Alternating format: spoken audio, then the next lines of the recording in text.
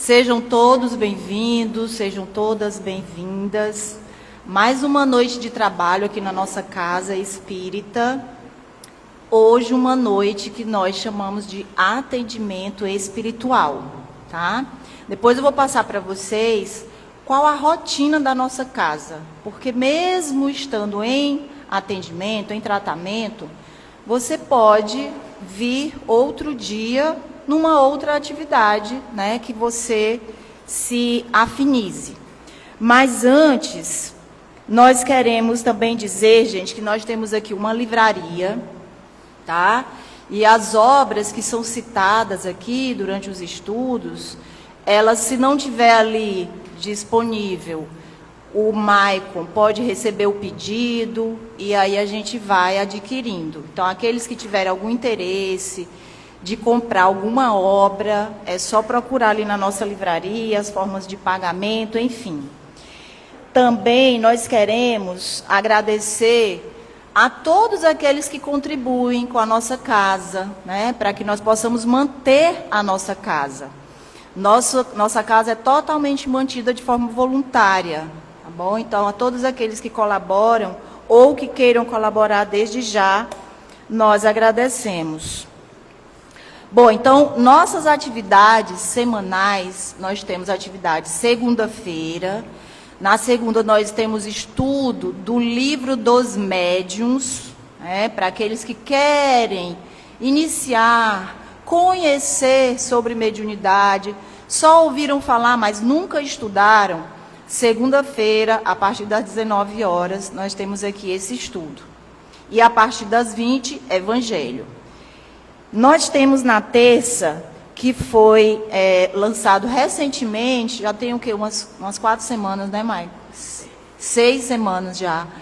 É o estudo sistematizado da doutrina espírita, que é conhecido também como ESD.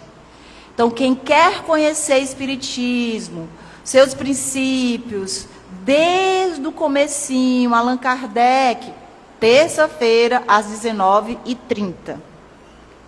Quarta é o nosso atendimento espiritual. Na quinta-feira, gente, nós temos a palestra pública, toda quinta-feira, a partir das 19h30, certo? Nesse dia também nós temos evangelização infantil, para aquelas famílias que querem vir, mas não tem como deixar a criança em casa, pois aqui tem a evangelização infantil das crianças. Tem passe também e a água fluidificada. Na sexta, nós temos 2 estudos que são de grupos menores, tá? Um é o NEPL, Núcleo de Estudos e Pesquisas do Evangelho, e o outro é um estudo mais privativo, né, que é para formação mesmo de trabalhador da área da mediunidade. E aos sábados nós temos os nossos trabalhos assistenciais. Então, quem quiser conhecer um pouco mais sobre o que nós fazemos e aonde nós fazemos, basta nos procurar. Mas é como se a gente fizesse a prática da teoria, né? A gente passa a semana estudando a teoria e no final de semana nós vamos para a parte prática. No domingo, nós temos também atividade, lá no Lar Anália Franco, na Vila Redenção, que nós chamamos de Domingo da Família. Lá também nós temos a evangelização para as crianças e tem o encontro para a juventude, certo? Então, a partir das 8 da manhã até umas 9, em seguida tem o passe, tem a água e o café fraterno. Nós tomamos o café da manhã por lá mesmo. E aqui na terça-feira, gente, nós temos um trabalho muito bonito, que funciona aqui à tarde, toda terça, às 14 horas, Suclene? 14h30, 14 horas? Isso, às 18, que é a confecção de enxovais, para as mãezinhas que não têm condição de comprar um enxoval completo. Esses enxovais que são produzidos aqui, eles são doados para essas famílias carentes. Então, quem quiser conhecer também, se engajar, toda terça a partir das 14, certo? Bom, e eu tenho um convite muito especial também, todos esses são especiais, e esse é mais ainda, que vai haver no próximo dia 21, 22 e 23 de novembro, o 38º Encontro Espírita da região tocantina. Olha só que maravilha, gente. Esse encontro ele acontece todos os anos. Mas esse ano nós vamos ter uma participação especial do Fábio Carvalho, que é o presidente da FEMAR, Federação Espírita do Maranhão. Nós vamos ter a presença do César Perry e também de João Rabelo. O César Perry é de Brasília e João Rabelo, se eu não me engano, é de João Pessoa.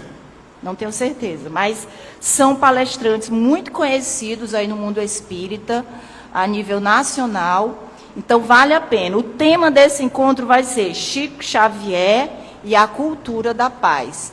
Vamos falar muito desse homem que era a paz encarnada, né? Então, quem quiser conhecer mais sobre essa grande figura, Chico Xavier, estejam todos convidados. Vou dizendo mais uma vez, dias 21, 22 e 23. O encontro não vai ser aqui, vai ser lá no auditório da UFMA, auditório aqui do centro da cidade. E as inscrições, elas serão abertas até sexta-feira, mas é gratuito. É só para que a gente tenha assim, um controle de dimensionamento de quantas pessoas nós iremos receber. Levem seus familiares, amigos, simpatizantes da doutrina, todos serão muito bem-vindos a esse encontro, tá? Então, começa numa sexta e termina em um domingo.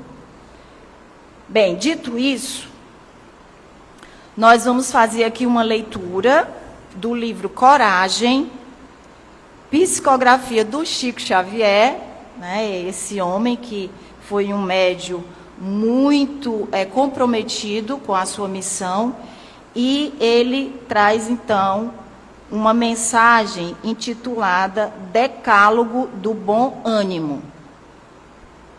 1. Dificuldades? Não perca tempo lamuriando, trabalhe. 2. Críticas?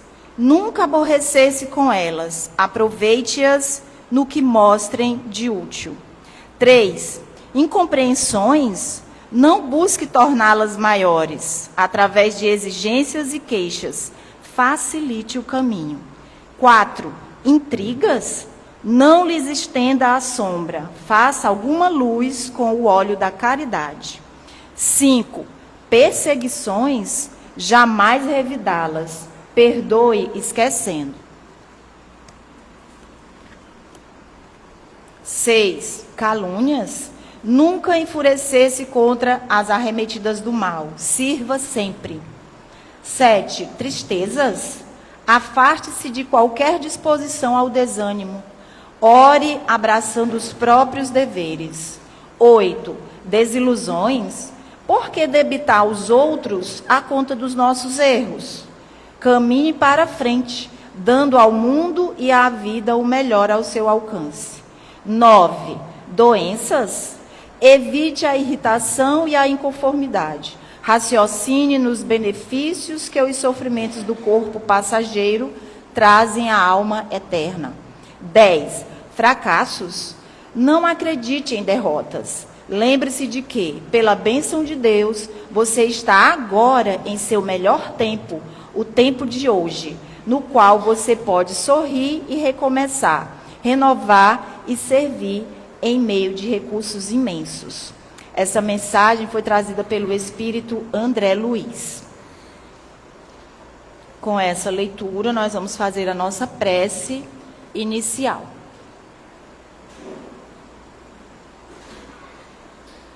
Busquemos, então, nos acomodar de uma maneira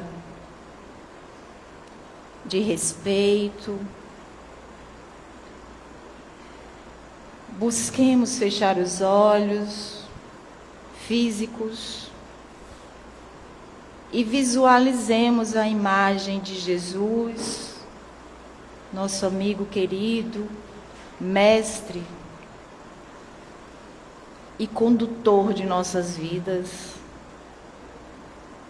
E unidos em pensamento, em prece, digamos assim: querido Deus, aqui estamos, uma vez mais, em busca, Senhor, do consolo e do esclarecimento para os nossos questionamentos, as nossas dores, as nossas angústias. Mas também, Senhor, estamos aqui para Te agradecer por todas as bênçãos que o Senhor nos concede, todas as alegrias e também todos os desafios que o Senhor nos proporciona, porque cada dificuldade enfrentada tem um objetivo nobre. Nós é que precisamos nos perguntar, reconhecer a Tua justiça, que é perfeita, e procurar nos modificar, sem se preocupar, Senhor, com o que o outro ainda erra, ainda escolhe equivocadamente. Que nós possamos buscar em Ti, tomar o caminho correto novamente e observar, Senhor, cada nova oportunidade que nos é concedida. É com imensa gratidão que nós estamos aqui reunidos em Teu nome, com mentes e corações abertos para receber os ensinamentos desta noite. E na certeza, Mestre querido, da Tua presença amorosa entre nós, nós Te pedimos a permissão para darmos por iniciados os nossos trabalhos da noite de hoje, Te rogando ainda, Senhor, que Tu permaneças conosco, hoje e sempre. Então, hoje nós vamos ter aqui o nosso irmão João Aguiar, que vai nos falar sobre o ponto de vista. Esse item que está no capítulo 2, meu reino não é deste mundo. Item 5. Então, o João e o outro João também, né, João? Vai ficar com a gente aqui. Então, convido ele aqui para já fazer a sua parte.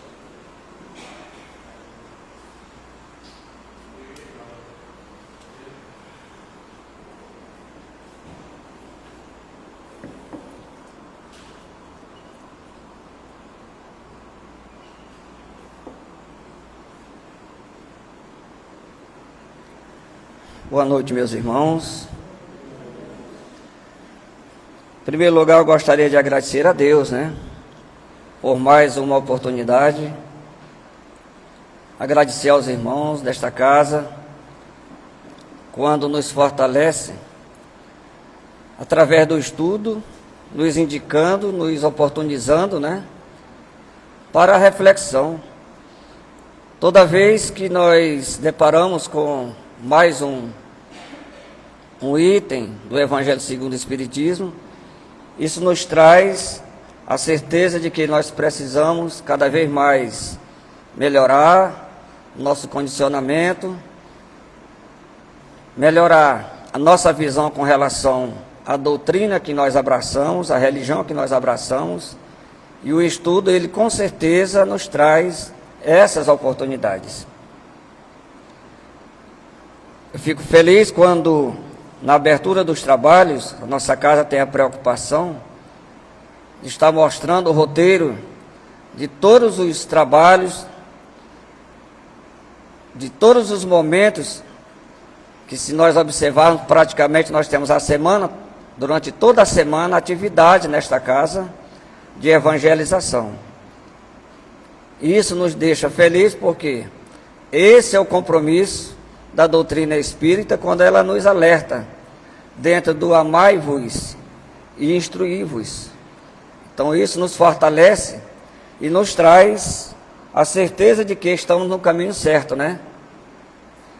Meus irmãos, no capítulo 2, meu reino não é deste mundo.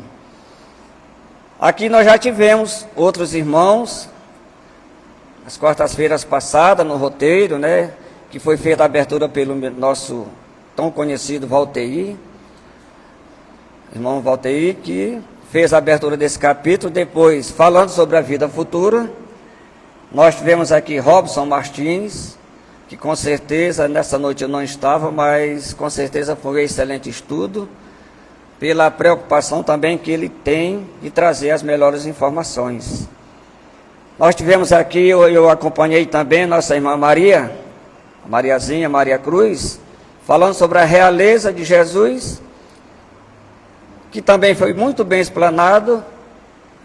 E hoje, seguindo esse roteiro, o ponto de vista, que foi mais um item criado para esse capítulo, através de Allan Kardec, quando ele fala, o ponto de vista, se nós olharmos num dicionário, é uma maneira sobre a qual uma pessoa interpreta uma determinada situação, um determinado assunto. Eu tenho meu ponto de vista, ou melhor, eu tenho a minha sugestão.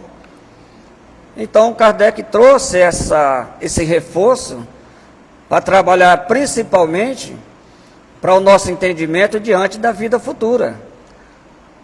Porque eu fico pensando, meus irmãos, Mestre Jesus, diante de Pilatos, quando Pilatos diz assim, deixa entrar Jesus, e pergunta, no olho a olho, dizendo assim, você é rei?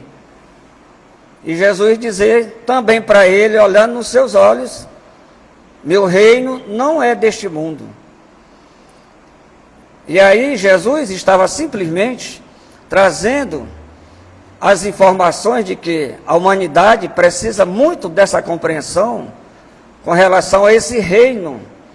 Quando ele disse, meu reino não é deste mundo, mas não é, que mundo é esse? Nós também não compreendemos. Imagina, nós estamos 2 milênios depois, e ainda bate uma enorme preocupação, uma enorme dificuldade na humanidade com relação à crença ou ao conhecimento com relação à vida futura. E esse ponto de vista é exatamente o que nós precisamos saber, o que nós precisamos compreender. Então, do item 5, eu vou convidar aqui meu assessor direto aqui para... Ele quer fazer essa leitura, e eu agradeço porque esse rapaz me lê melhor do que eu, então eu vou dar essa oportunidade, né?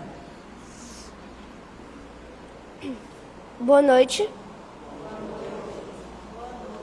Meu nome é João e hoje eu vou ler o Evangelho segundo o Espiritismo, capítulo 2. Meu reino não é deste mundo. O ponto de vista. Item 5.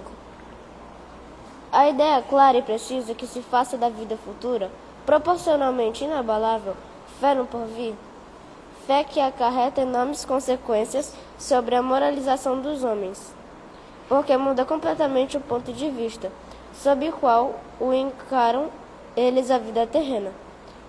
Para quem se coloca pelo pensamento na vida espiritual, que é indefinida, a vida corpórea se torna simples passagem breve e estada num pai ingrato. As vicissitudes e tribulações dessa vida não passam de incidentes que ele suporta com a paciência. Por sabê-las de curta duração, devendo seguir-lhes um estado mais ditoso, a morte nada mais restará de aterrador. Deixa de ser a porta que se abre para o nada e torna-se a que dá para a libertação, pela qual entra o exilado numa mansão de bem-aventurança e paz, sabendo temporária e não definitiva a sua estada no lugar onde se encontra.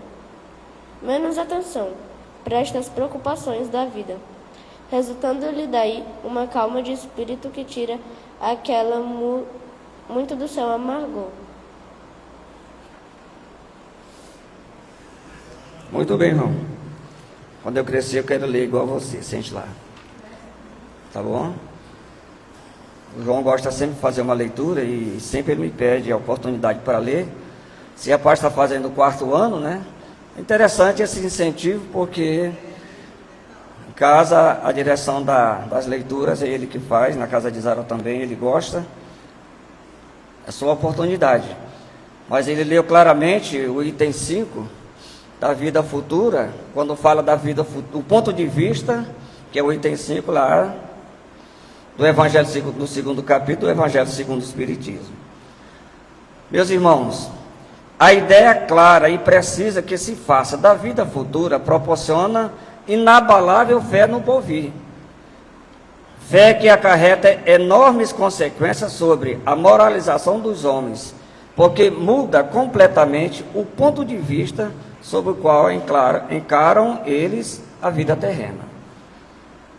Essa primeira parte nos chama a atenção quando nós tentamos compreender o que é a vida futura, porque muda claramente sobre o ponto de vista de qualquer estudo, de qualquer pensamento sobre a vida terrena. O que nós sabemos, o que nós já abraçamos, quais são nossas preocupações com relação à vida futura.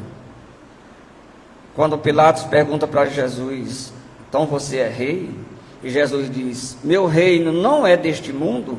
Ele falava da vida futura.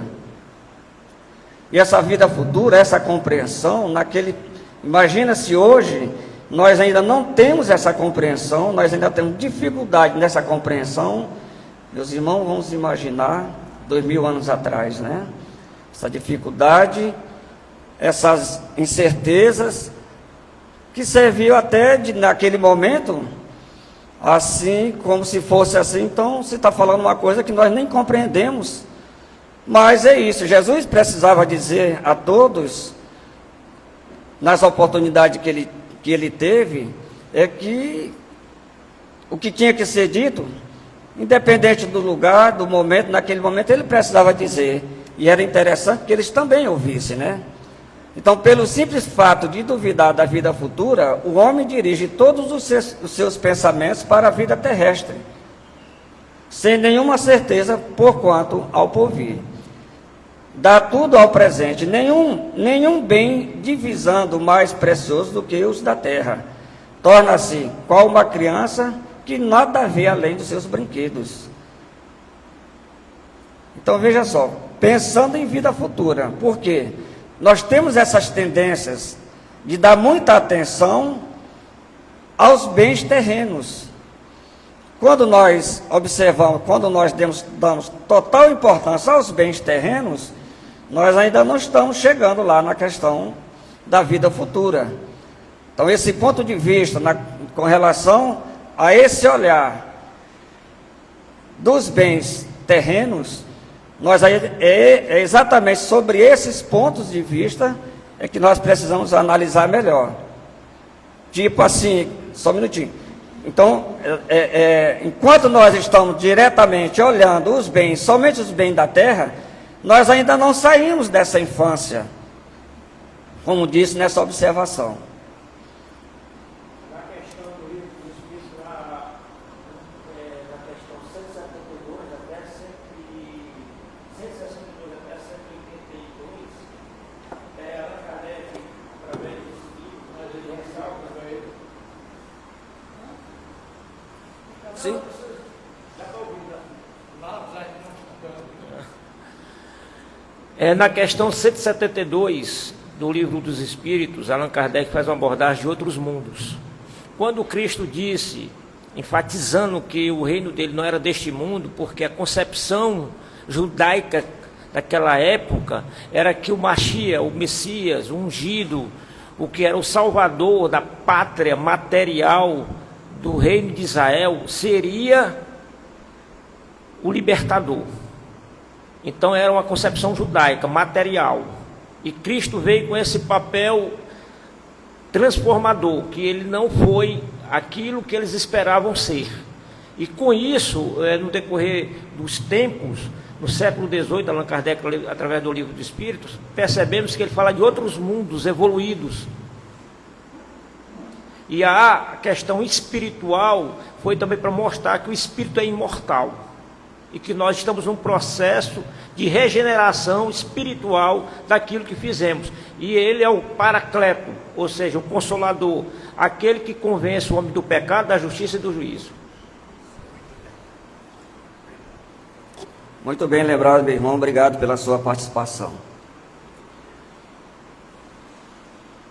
é o que sucede ao que encara a vida terrestre do ponto de vista da vida futura. Muito bem.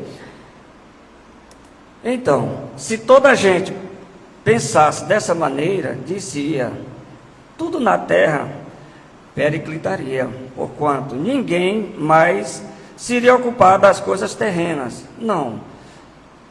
O homem instintivamente procura o seu bem-estar, e embora certo de que só pouco tempo permanecerá no lugar em que se encontra, cuida de estar aí melhor ou mais ou menos mal do que seja possível, né? Então, quando nós levamos nossas intenções apenas aos bens terrenos, é que já de imediato já olhamos que temos dificuldade dessa compreensão da vida futura. Deus, consequentemente, não condena os gozos terrestres. É bem interessante esse ponto de vista. Deus não condena os gozos terrenos, condena sim o abuso desses gozos terrenos com relação às coisas da alma. Contra tais abusos é que se premunem os que a si próprio aplicam essas palavras: meu reino não é deste mundo. Então, dentro das palavras, dentro dessas palavras, dentro dessa compreensão de Jesus, meu reino não é deste mundo, é que nós temos que abraçar, nós temos que ver essa possibilidade e termos essa compreensão de que os bens terrenos, eles são necessários, mas nós nunca podemos dar total ou real maior possibilidade somente para esses bens. Nós precisamos também avançar para a nossa evolução. Aquele que se identifica com a vida futura assemelha-se ao rico, que perde sem emoção uma pequena soma. E aquele cujos pensamentos se concentram na vida terrestre assemelha ao pobre que perde tudo e se desespera. Então, quem tem já essa compreensão de que a vida precisa mudar, nós temos que pensar na vida futura. É muito bonita essa comparação de Kardec quando ele lembra que é igual aquele rico que perde alguma soma, mas ele não se desespera, porque tem muita diferença daquele que quando perde tudo fica desesperado. Meus irmãos, o Espiritismo dilata o pensamento e lhe rasga horizontes novos, em vez dessa visão acanhada e mesquinha que o concentra na vida atual, que faz do instante que vivemos na Terra o único e frágil eixo do porvir eterno. Ele, o Espiritismo, mostra que essa vida não passa de um elo no harmonioso e magnífico conjunto da obra do Criador. Então, quando a gente destaca, quando a gente mostra a nossa casa preocupada com o estudo, a nossa casa preocupada com essa evangelização, é porque as realidades, os aprendizes do Evangelho, as pessoas hoje que estão até mesmo preocupadas com a questão da evangelização à luz da doutrina espírita, amanhã, com certeza, terão um dia diferente, terão um conhecimento diferente. Isso se dá através da evangelização. Esse é o papel, o verdadeiro papel da casa espírita dentro dessa evangelização. Trazer a informação, trazer o estudo. E é isso que o Centro Espírita José Grosso tem abraçado ultimamente. Então, é todo um papel harmonioso e magnífico no conjunto das obras do Criador. Porque é importante, até na hora que a Janice leu aqui o livro Coragem, foi citado, me parece que 10 palavras, que essas palavras nos traz a reflexão. A gente sabe que o Espiritismo, as informações advindas da doutrina espírita, tem muitos pontos que nos alertam. Quando a gente de repente depara com essas situações, é interessante você parar para pensar e ver realmente se eu estou no caminho. Principalmente quando ele alerta aqui, ó, por exemplo, a ofensa machuca. A ofensa machuca. Mas, observe, Veja de que forma ela veio. É uma palavrinha mágica, né? Vingança, você lendo ali, eu lembrando, nós não combinamos não, né? Vingança dificulta muito a nossa vida.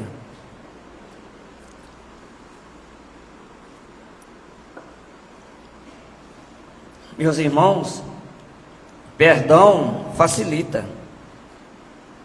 Tá certo? O desespero desorienta, mas repare. Descrença abate, a fé encoraja.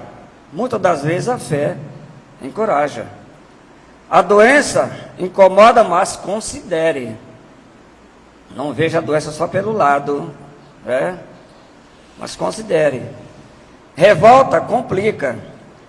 Resignação na nossa vida alivia. A dificuldade perturba, mas examine a dificuldade. Pai, eu tenho dificuldade disso assim, mas examine, de repente ela te traz tantas coisas que são lições para a vida, né? Comodismo, a gente tem isso na vida, às vezes a gente tem, mas prejudica na nossa evolução. Trabalho ajuda. Isso é um trabalho. Revide, nivela as pessoas. Esquecimento eleva. O ódio atormenta muito a nossa vida. E o amor? O amor acalma. São pequenas observações que nós aprendemos dentro da literatura espírita, que dentro dessa reflexão, dessas palavras, como outras, muitas outras, como a Janice leu aqui no livro Coragem, a gente tem que parar para pensar, né? A Revista Espírita, de julho de 1862, sinceramente eu digo para vocês que, lendo um pouco sobre esse tema, que tem essa abordagem, essa referência na Revista Espírita, eu confesso para os senhores, para as senhoras que, longe de imaginar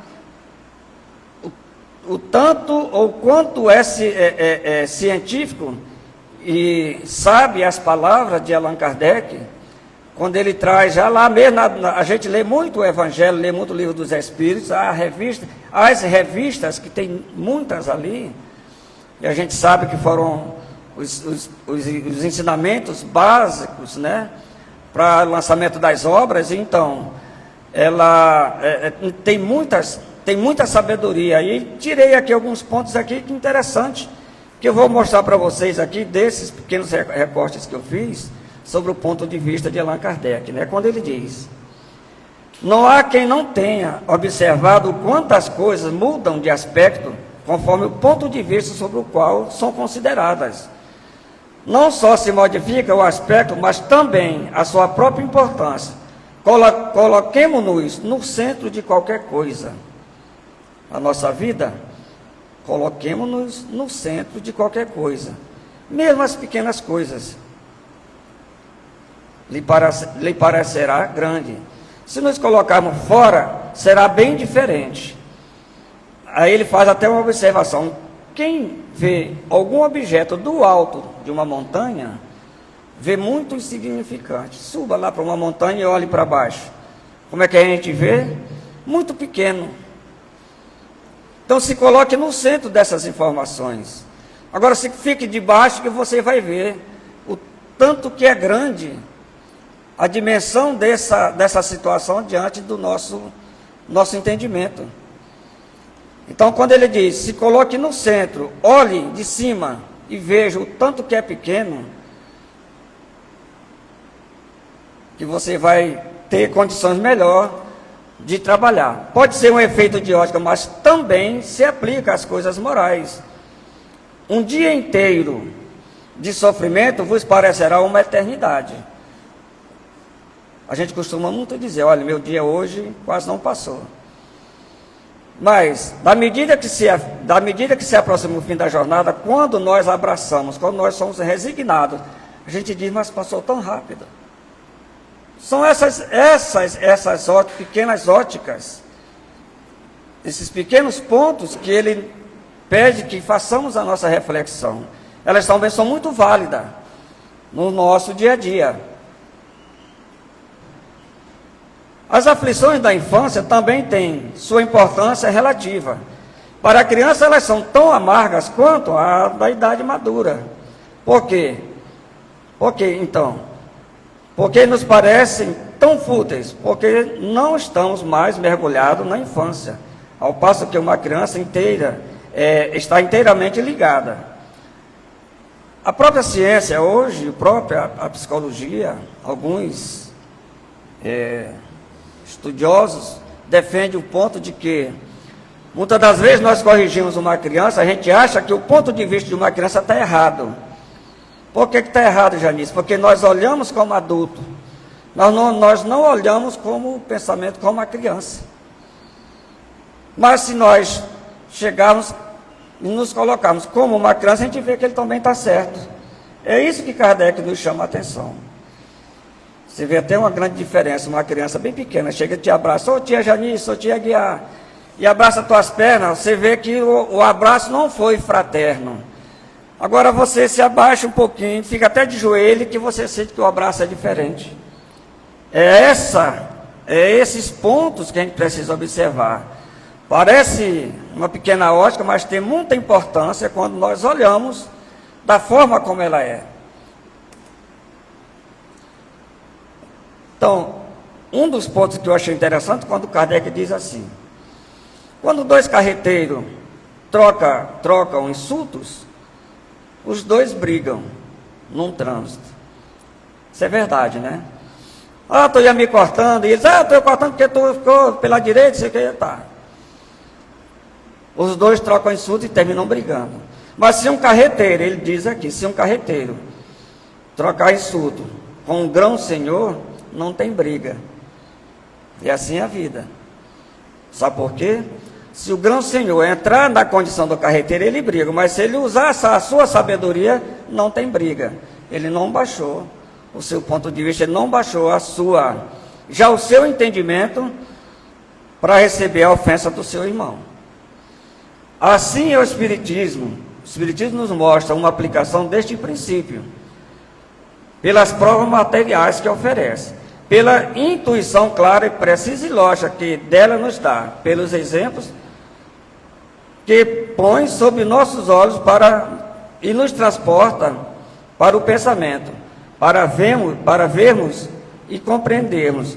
Não é mais essa noção vaga, incerta, problemática que nos ensinavam do futuro e que involuntariamente nos deixava muitas dúvidas. Aqui na grande maioria de nós, meus irmãos, tenho certeza que nós já conhecemos outras filosofias, outras religiões. Mas quantas pessoas chegam na casa espírita, olha aqui, eu compreendi melhor. Nas entrevistas, nós ouvimos muito isso. Eu compreendi melhor. A minha dúvida agora eu tirei melhor. O Espiritismo traz essa informação.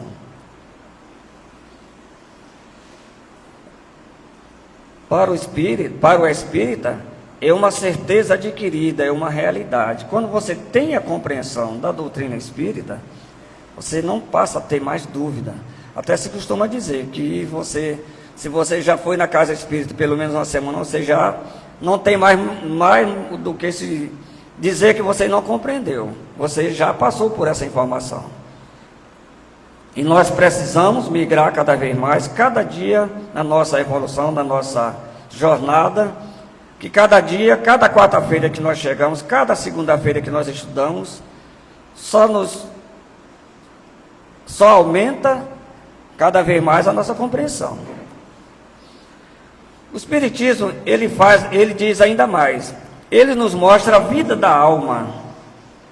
A vida da alma. Qual é a outra religião que, clara e precisa, nos traz essas informações, mas muito vaga, muito imprecisa. Não traz, sim, na alma. Eu tive um período que, quando eu tinha uns amigos aí, um determinado trabalho, que a gente Quando a gente falava de espírito, as pessoas, tinha muitos deles que faziam, batia na mesa, não fala isso aqui não. Quer dizer que você não precisa saber nada, não há necessidade dessa compreensão sobre a vida da alma, do espírito. Não, mas o que é que isso interessa? Não interessa, você não precisa saber. Então o espiritismo, a casa espírita, te traz as informações. Ela te fala o que é a mediunidade, ela te fala o que é te traz muitas outras informações que você, parando para pensar, você vai dizer, olha, aqui eu aprendi melhor. Eu tive uma informação mais precisa. É isso que a casa espírita nos traz. E aí diz assim: de tal sorte que a vida terrena, ainda que fosse de um século, não é mais do que um ponto ao longo desse percurso. Se a vida inteira é tão pouca coisa comparada com a vida da alma, o que seria então os incidentes da vida? Quais são as outras religiões que te traz essa informação? Que te diz assim, olha, você vai viver 100 anos? Você vai viver mais de um século? E você tem a informação, você vai ter a certeza de que esse tempo é suficiente para você se melhorar. E quando diz assim, se uma vida inteira, você precisa desses 100 anos, um sofrimento, uma dificuldade, é apenas um pequeno ponto, uma pequena dificuldade que você vai ter na vida. Por que não passar por ele? Entretanto, o homem colocado no centro desta vida, preocupa-se com ela como se fosse durar para sempre. Tudo tem para ele as preocupações colossais. A menor pedra que fere parece-lhe um rochedo. Uma decepção o desespera, o revés abate. Uma palavra enfurece. A sua visão é muito limitada ao presente. Você tem um século, mas a sua vida é muito limitada ao presente. Você não pensa o que poderia ser um mundo diferente, uma vida diferente. Quando você abraça, quando você vê, tem um olhar diferente para uma vida futura, uma vida onde você saindo daqui, você terá essas recompensas. A sua visão é muito limitada no presente. Qualquer injustiça lhe tira fora de si. Triunfar é o fim de todos os seus esforços, nossas preocupações, né? O objeto de todas as suas combinações, mas para a maioria, o que é triunfar? É criar por meios honestos uma existência tranquila, se não se tem do que viver. É a nobre emulação de adquirir talentos e desenvolver a inteligência. É o desejo de deixar, depois de si, um nome honrado. Isso é triunfar? Não, triunfar é suplantar seu vizinho, é eclipsá-lo, é afastá-lo, ou mesmo derrubá-lo. É por esse tão belo triunfo que talvez a morte lhe permita aproveitar por 24 horas quantas preocupações, quantas tribulações, quanto talento por vezes despendido, e que poderia ter sido utilmente empregado. Depois, quanta raiva, quanta insônia. O que faltou para você foi a inabilidade e a incapacidade de pensar o que é triunfar.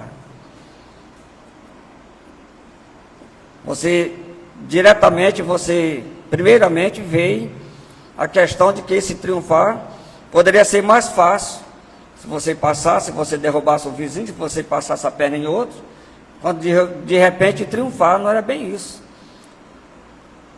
Não é isso? Então, você não fez essa reflexão. Então, meus irmãos, partindo desse ponto de vista, torna-se ele voluntariamente joguete de uma ilusão.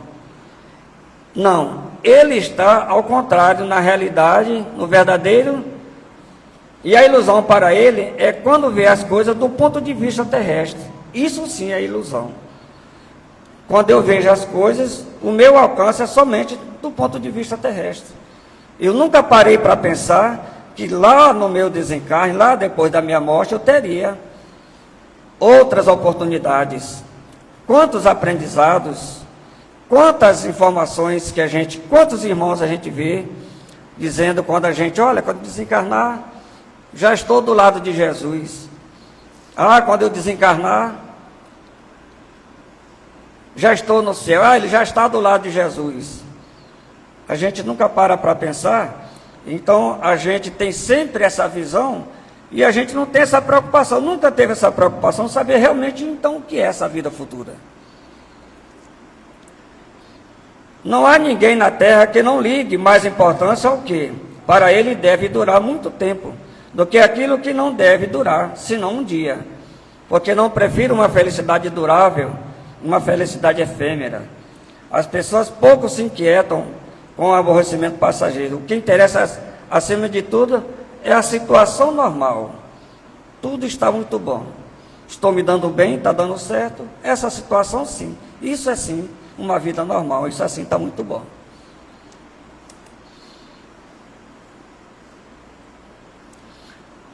Se, pois, elevarmos o pensamento de maneira a abarcar a vida da alma, aí sim é diferente. Chegaremos forçosamente a ver que, por conseguinte, a vida terrestre como uma estação passageira, que a vida espiritual é a vida real, porque ela é indefinida, que é a ilusão tomar a parte pelo todo, isto é, a vida do corpo apenas transitória, é apenas transitória pela vida definitiva. O homem que considera as coisas apenas do ponto de vista terrestre é como aquele que, estando dentro de casa, acompanha o trabalho da sua construção. Comparação que Kardec faz, né? O homem que tem uma construção do lado, está fazendo a sua obra, mas ele acompanha só de dentro de casa, ele não vai lá olhar. É bem diferente do que aquele que vai lá, dá uma olhadinha, modifica e vê que realmente está faltando alguma coisa. É essa observação que Kardec fala, né? Ou nos passa, né? Disse-a que, para ver as coisas dessa maneira, é necessário uma inteligência pouco comum, um espírito filosófico. Será que a gente precisa ter esse espírito filosófico, espírito de sabedoria, para a compreensão da vida futura? A humanidade se arrastará sempre no terra a terra. É um erro. Para identificar-se com a vida futura, não é preciso uma inteligência excepcional, nem grandes esforços de imaginação, pois cada um traz consigo a intuição e o desejo. É inerente de cada um de nós, a intuição e o desejo. A gente pode ter essa compreensão. Agora, é a maneira pela qual geralmente apresenta é muito pouco sedutora, porque oferece alternativas às chamas eternas ou à contemplação perpétua, o que leva muitos a preferirem o nada. Daí a incredulidade absoluta de uns e a dúvida maior de um grande número. Aqui eu lembrei de uma historinha quando fala dessa intuição e desejo, da incredulidade de muitos e a dúvida do maior número, quando eu lembro que numa certa viagem de um sábio, né, de Gandhi, né, com seus discípulos, ele, ao passar numa estrada de chão, tinha uma poça de lama que tomava a estrada inteira, e eles indo daqui para lá e de lá para cá, viu uma mulher muito bonita, uma calça muito branquinha, e ele olha assim, a moça chegou lá e disse, olha, meu Deus, como é que eu vou passar? E Gandhi arregaçou as suas calças, né? Seu discípulo só olhando. Aí ele foi lá, passou na lama, pegou a moça nos braços, colocou do outro lado. Seus discípulos só olharam, não disseram nada, e ele disse, bora, meus filhos, vamos lá, vamos seguir a nossa viagem. E ela, muito obrigado, foi embora e tudo bem. Passou o dia, no final da tarde, à noite, na hora dos agradecimentos, naquela reuniãozinha costumeira, seus discípulos disseram, mestre, mas tem uma coisa aqui que durante o dia nos incomodou muito. Como é que o senhor tocou naquela mulher? O senhor teve aquele cuidado com aquela mulher, tocou nela. O senhor não achou demais esse processo? Então Gandhi virou assim e disse para eles: meus filhos, eu só toquei naquele momento em que eu apanhei e coloquei do outro lado para ela seguir viagem. Agora vocês sofreram um dia todinho pensando nessa situação. Essa incredulidade de vocês, esse sofrimento bateu, porque vocês sofreram o dia todinho, eu não sofri. Então é nós que fazemos do nosso sofrimento aquilo que realmente nos machuca, que nos deixa cada vez mais infeliz.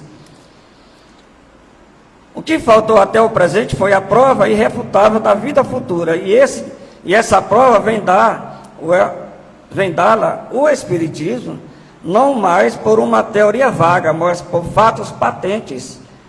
E com muita razão, mais severa, pode aceitar, porque tudo explica, tudo justifica e resolve todas as dificuldades, por ser claro e lógico. Assim é o Espiritismo.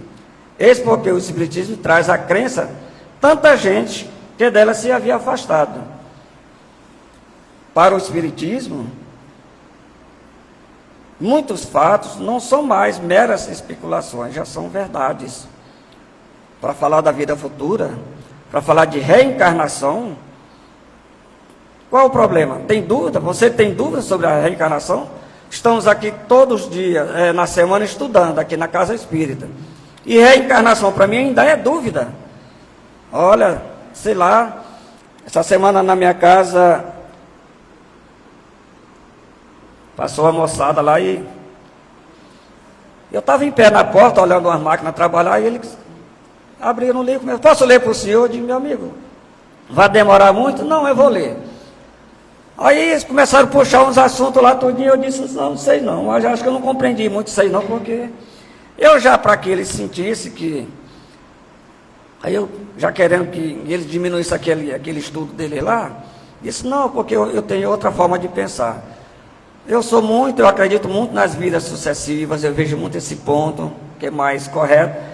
Aí ele olhou assim um para o outro e disse assim: vidas sucessivas? Então o senhor é reencarnacionista? Sim. Então eles já pegaram a Bíblia e voltaram lá, mas Adão e Eva, o senhor sabe, aí começaram, Adão e Eva começou, foi só eles, não reencarnaram de ninguém. Começaram: olha, vamos deixar essa prosa que está fugindo do meu entendimento aí, nós não vamos estudar, nós não vamos chegar a um consenso aqui não. Então o espírita, nós que estamos aí na lida, no dia a dia, estudando os ensinamentos, a revista Espírita, quantas belas informações de Kardec, quando ele nos traz seus pontos, né, são muito agradáveis nessas questões. Ninguém pode ter dúvida, né? Kardec também, ele nos mostra aqui lá na revista Espírita, nesse mesmo texto, quando ele diz: se a humanidade inteira sonhasse apenas com a vida futura, tudo não periclitaria neste mundo. O que fazem os monges nos conventos, se não ocupassem exclusivamente do céu? Os monges, nós sabemos que são os monges, né? Estão lá nos seminários, lá nos mosteiros, o dia inteiro orando, né?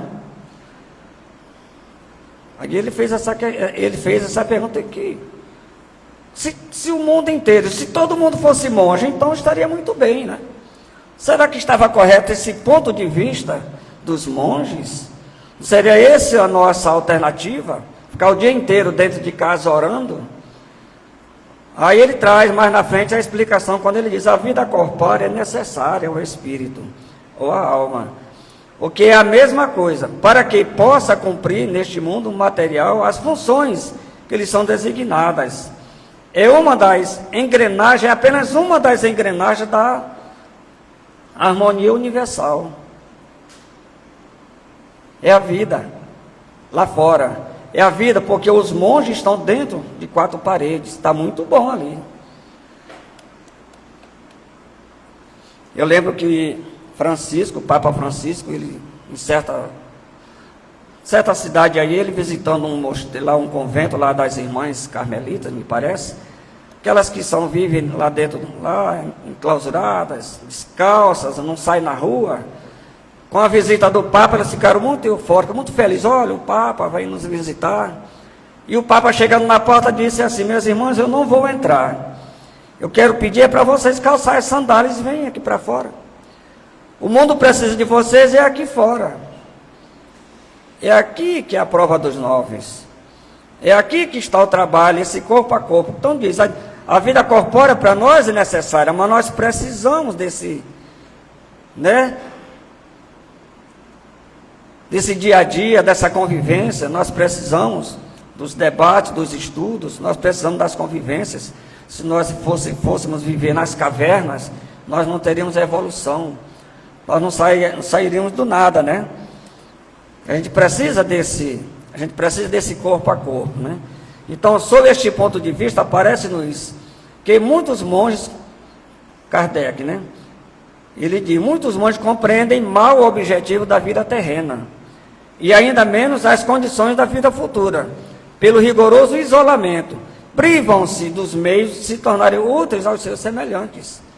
As irmãs que estou relatando esses fatos, privam-se dos meios de servir. E ele ainda observa o seguinte, quando ele diz, e muitos dos que hoje se acham no mundo dos espíritos, nos confessam terem se redondamente enganado e que sofrem as consequências do seu erro. Kardec, né? Falando sobre os monges, né? Então a experiência dos que viveram vem provar que uma vida terrena inútil ou mal empregada não tem proveito para o futuro.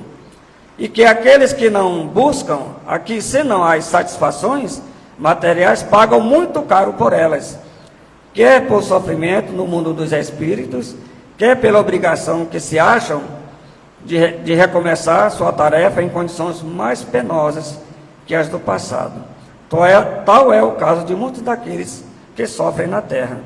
São justamente esses que levaram a vida apenas orando, né? Achando que tudo aí já era suficiente.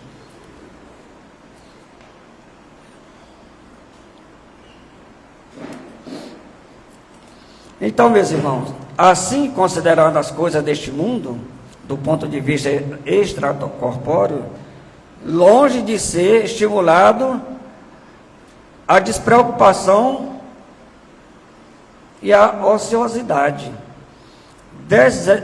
Despreocupação com o aprendizado e ociosidade, nós vamos permanecer apenas no entendimento somente dos gostos da terra, né?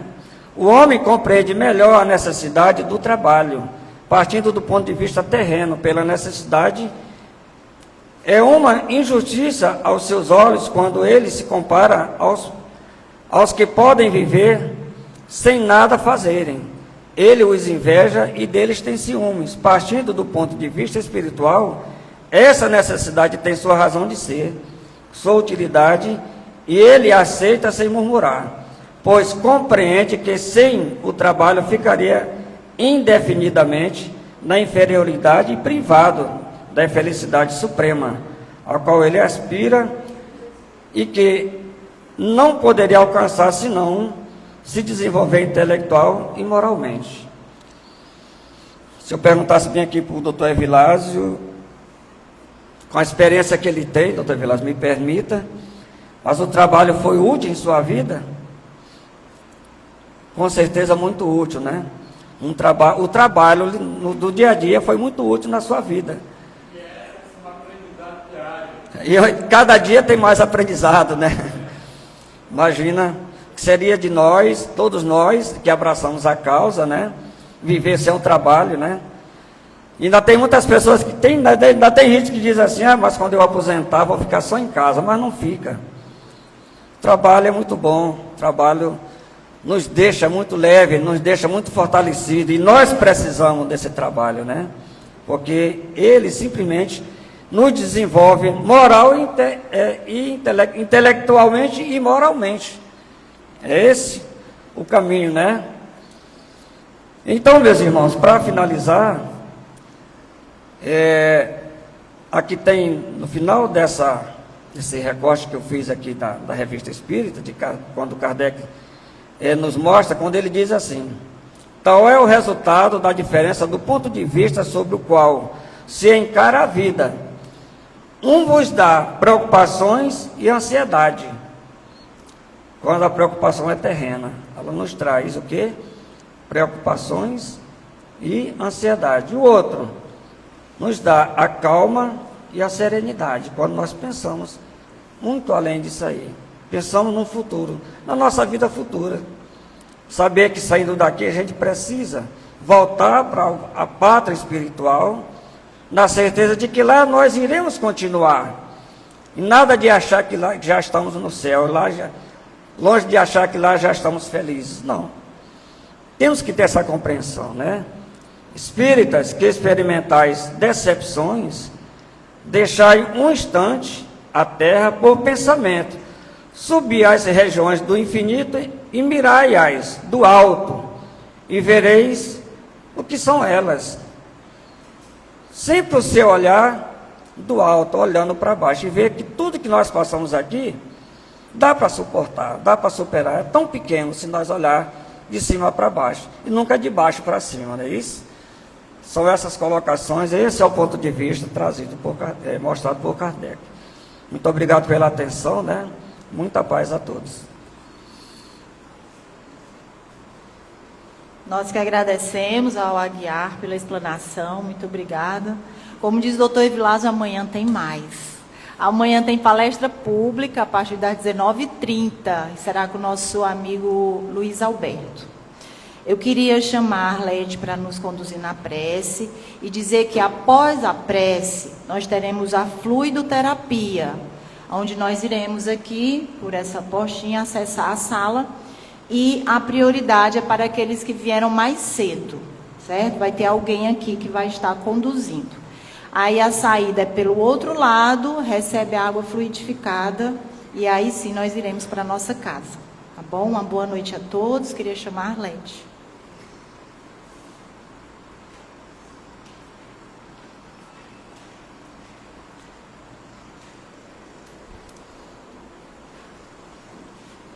Queridos irmãos, um abraço fraterno a todos. A cada quarta-feira que aqui vemos, aprendemos e devemos levar esses conhecimentos para a nossa transformação, né? Como é bom poder enxergar a vida com o ponto de vista que a doutrina dos Espíritos nos trazem. Tudo se torna mais leve, com a compreensão que nós temos. Todas as terças-feiras nós temos estudo, né, do ESD, que nos leva a uma viagem por toda a doutrina. Todos estão convidados. Respiremos suave e profundamente, sentindo-nos aqui e agora, conscientes do porquê estamos aqui, o que viemos fazer, o que está acontecendo a cada um de nós neste momento, e unamos os nossos pensamentos nesse instante na figura amorosa de Jesus. Olhar sereno, pés descalços, cabelos ao vento, de braços abertos a nos convidar. Vinde a mim todos vós que sentis sobrecarregados, e eu vos aliviarei. Sintamo-nos agora no regaço de Jesus, consolados, descansados, e agradeçamos pela oportunidade desta reencarnação. Agradecemos pela família onde estamos abrigados, pelo lar que nos acolhe, por esta luz clara que a doutrina dos Espíritos, o Evangelho de Jesus redivivo nos traz. Agradecemos por esta casa que nos abriga, orientando, esclarecendo e consolando quando precisamos. Agradecemos a espiritualidade amiga que nesse instante está aqui a envolver cada um de nós, já iniciando assim a fluidoterapia.